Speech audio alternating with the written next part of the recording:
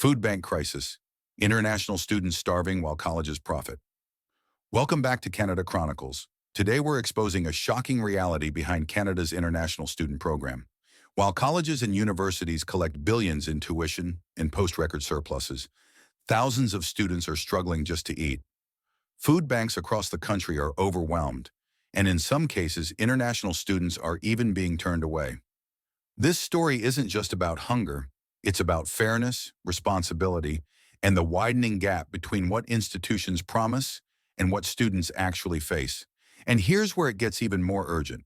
Across campuses, frustration is boiling over. Students are organizing sit-ins, strikes, and protests demanding accountability. You'll want to stay with us until the end, because we'll reveal the explosive details of these demonstrations in our segment, Campus Insurgency. Food bank protests, student strikes, and demands for accountability, and explain why they could reshape Canada's entire education system. So make sure you subscribe, turn on notifications, and stick with us for this investigation. Let's get started. The hunger problem on campus. Food insecurity among students has been documented for years, but international students are now among the hardest hit. Campus food banks across Canada, from Calgary to Vancouver to Toronto, report overwhelming demand that pushes resources to the limit. At Seneca College in Toronto, the Student Federation caps food bank registrations at around 700 students a month, and spots fill almost immediately.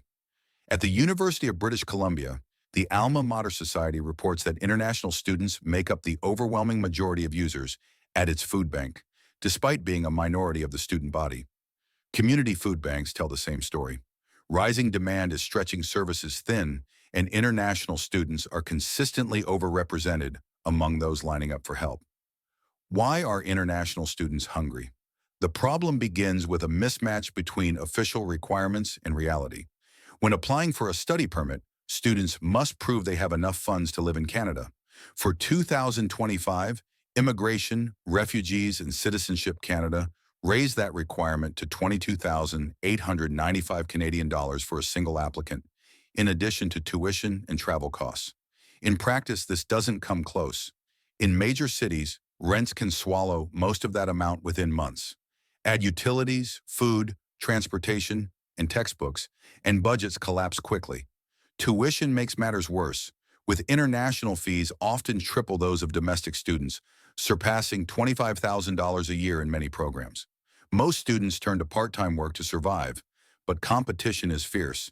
Even with expanded work rights, hours are inconsistent.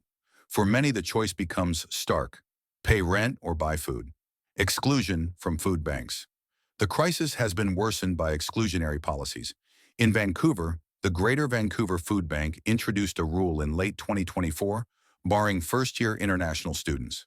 Officials said resources were limited and argued students should show financial self-sufficiency before coming. The backlash was immediate. Critics noted that new arrivals often have no support networks, no income, and little understanding of Canada's real costs. Denying them food in their most vulnerable period was called discriminatory and harmful. The policy remained in place through 2025, fueling protests. Elsewhere, food banks quietly adopted their own restrictions, requiring proof of Canadian status or long-term residency.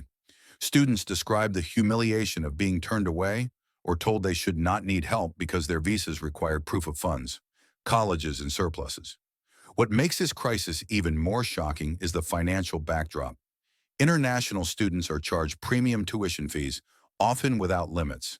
Colleges and universities actively recruit abroad, promising opportunity and pathways to permanent residency while building budgets that depend heavily on this revenue stream.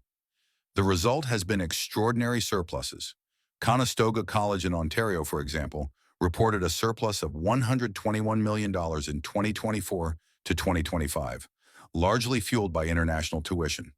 Administrators insist these funds are reinvested in programs and infrastructure. But critics ask, if institutions are thriving financially, why are the very students funding them forced to rely on food banks? The housing squeeze. Housing costs lie at the heart of this issue. International students are admitted in large numbers without guarantees of affordable accommodation. Residences are limited and often reserved for domestic students. This forces newcomers into overheated rental markets.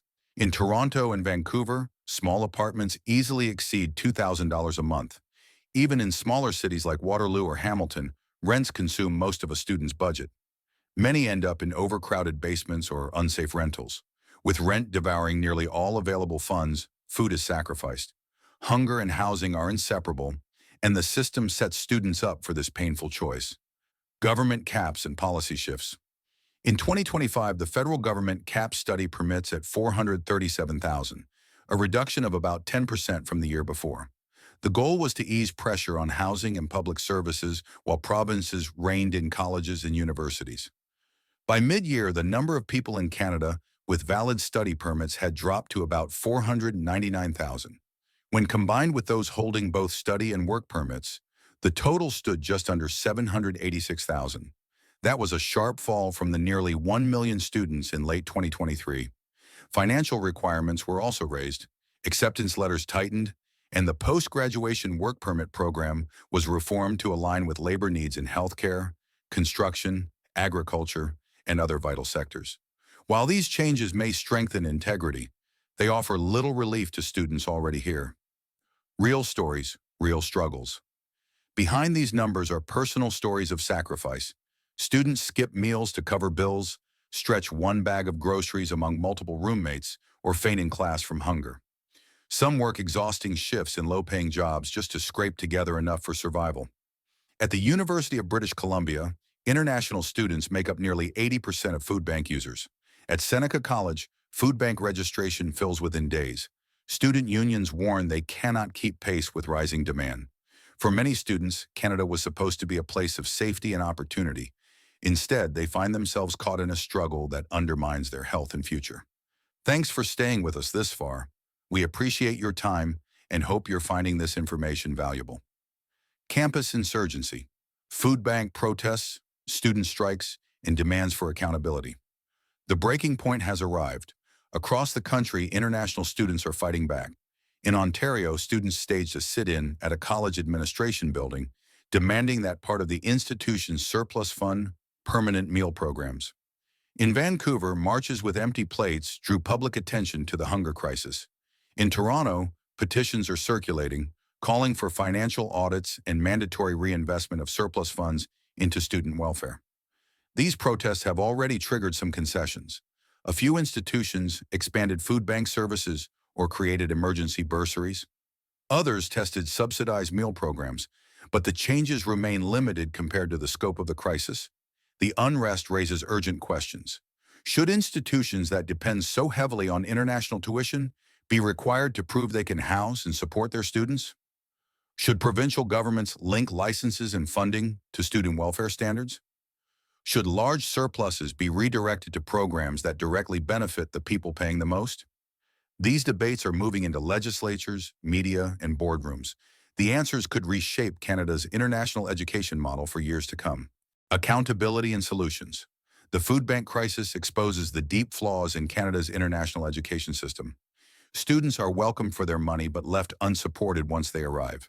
First, colleges and universities should be required to publish clear data on food insecurity alongside financial reports.